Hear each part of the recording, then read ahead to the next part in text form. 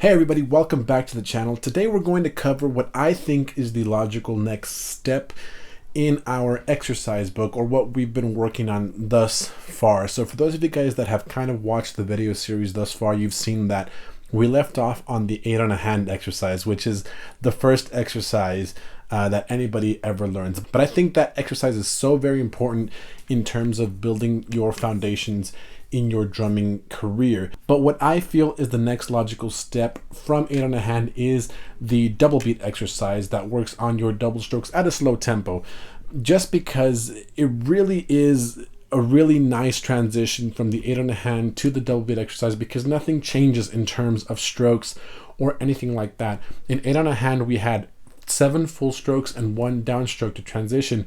Here it's the same thing. The whole first part is all full strokes, and then you have 1 downstroke transition from hand to hand. And I think it's really important to come to this one next, because there's no difference really. It's just the speed in which you're playing the exercise. So what I'm going to do here real quick is I'm going to play the exercise, at least my version of the exercise, for you real quick. It's a really basic one.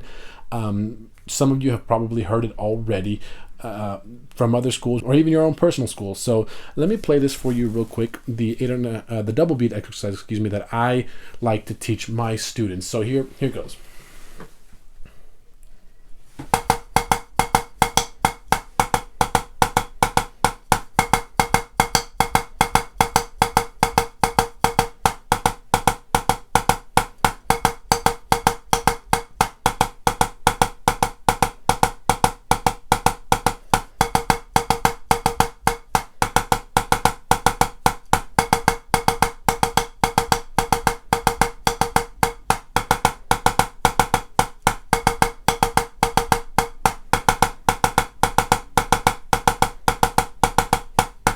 So that's the exercise in its entirety, the one that I like to play. That's obviously just the snare part. There's variation on bass parts and variation on tenor parts, but that's basically the exercise. So this first part, we're going to talk about the technique that you're going to apply when playing this exercise. It's really important that you apply the proper technique, and it's not as involved as you would think.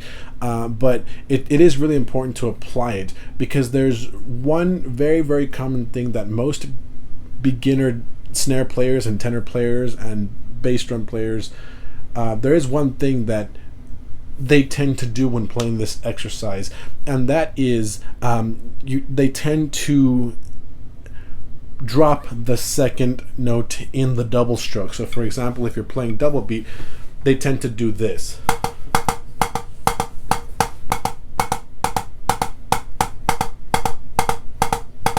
Which is actually very common. Why? Because our muscles are not accustomed to playing a certain way, so it's really easy for us to just drop that second note, because we're letting gravity and physics do the work. So the first thing, and really the most important thing technique wise for this exercise, is to make sure that you're playing that second note correctly. Now, when I was first learning how to drum, and it was my first year on the snare line, my instructor taught us to accent the second beat in every double stroke, which was something like this.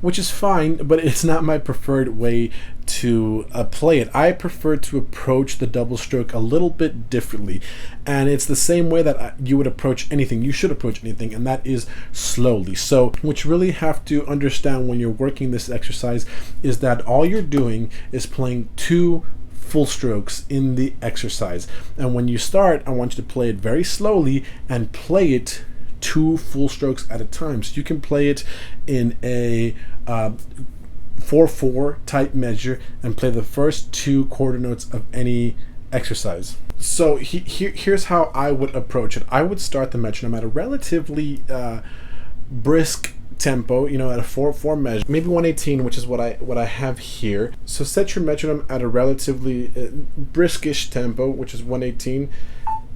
And really focus on playing 2 strokes, 2 full strokes. See how the stick comes up to the same place every single time. And that's what you want to get. And it really takes a lot of wrist action for you to play it correctly. The wrist is really what is doing the work in this exercise. See that? Nothing else really does the work. At this tempo and at slow tempos, for example, at 115, 116, that you're playing double beat exercise in 16 note meter, you're still working that.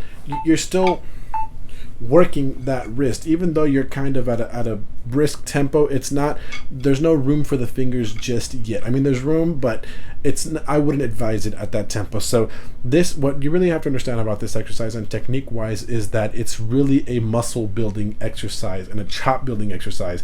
At least that's the way I like to look at double beat.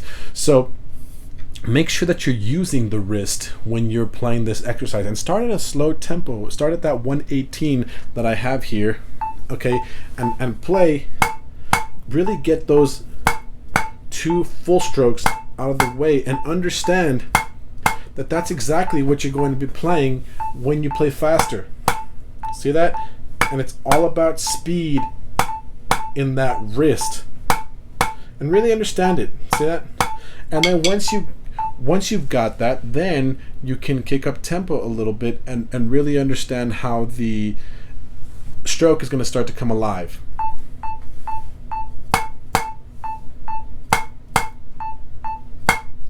See how I get 2 wrist strokes out of it? So now I kind of want to go backtrack a little bit and talk about a little bit more technique stuff. So the double stroke really is what it sounds like. You're getting 2 strokes out of 1-ish, right? So that's how we do diddles, and that's how pretty much we approach the double stroke. Now that we've got the idea that it's 2 full strokes, I want you to notice what my arm is doing as I'm playing the 2 strokes. Kind of watch, see if you can come up with it, and then I'll kind of break it down for you right afterwards.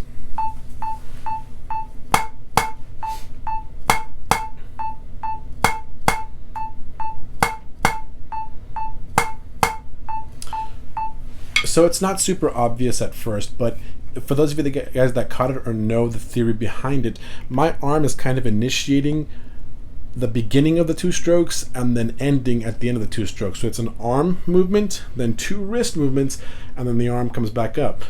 Arm movement, 2 wrist movements, and then the arm comes back up. The arm is going to give you the momentum needed to play both of these strokes, and that's how it's going to work as you go faster. Now, I'm not saying that the arm stays completely stationary on the second stroke, because that's not true. The arm does move throughout that second stroke, and it's okay for it to move, but I am saying that the arm initiates the 2 strokes.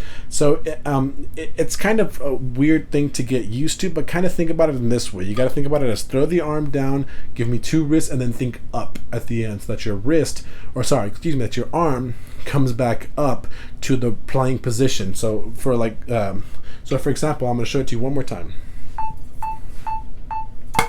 Up, up, up, up, up, up. So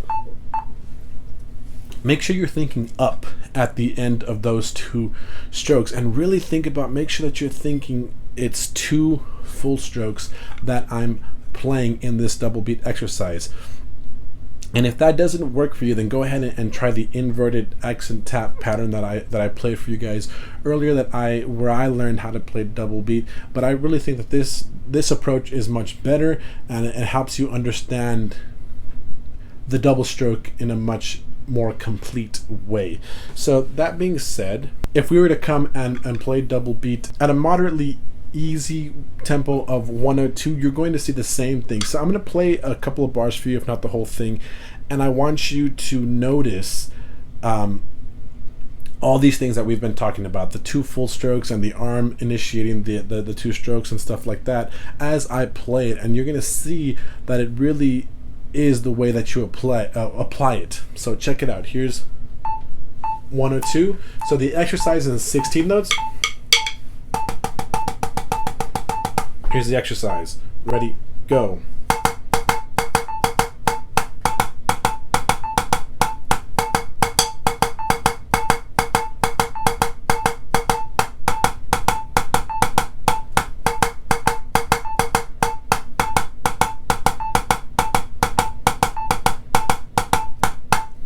So the key really is to make sure that both of your strokes, both of them are exactly equal in terms of height and volume. In terms of height, you don't want a lower accent in the double beat exercise, and in terms of sound, you don't want a weaker sound on that second stroke. So really, when you play this, it's really about making sure that both of these strokes are even. So you guys may have noticed at the beginning that I played a second section of the exercise that includes 3 strokes instead of 2. And you may be wondering if it's the same approach, and the answer is yes. The answer is yes. So when you play those 3, the idea is to make sure you get 3 wrist motions instead of 2 for every arm that you play. So for example, here, you got to get 3. Click, click.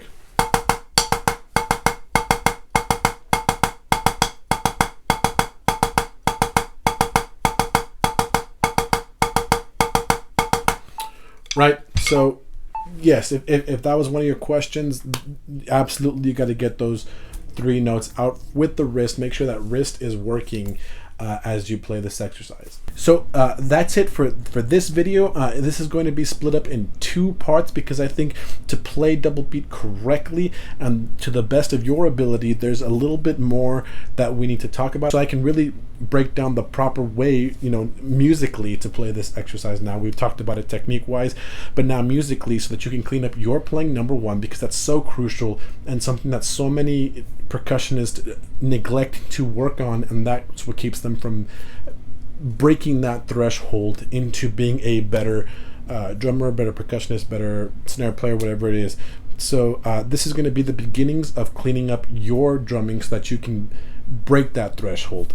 But as always, I tried to cover as much as I could about this thing, but if you have any questions, feel free to drop them in the comments below. I'm usually pretty good about trying to give as detailed explanation as I can through text, and if it doesn't really work, or if it's a problem that many people are facing, I'll go ahead and make another video addressing it more in depth. So as always, thanks so much for watching. I hope this video helped a little bit. Keep an eye out for part 2 so we can start breaking it down, and we'll see you guys next time. See ya.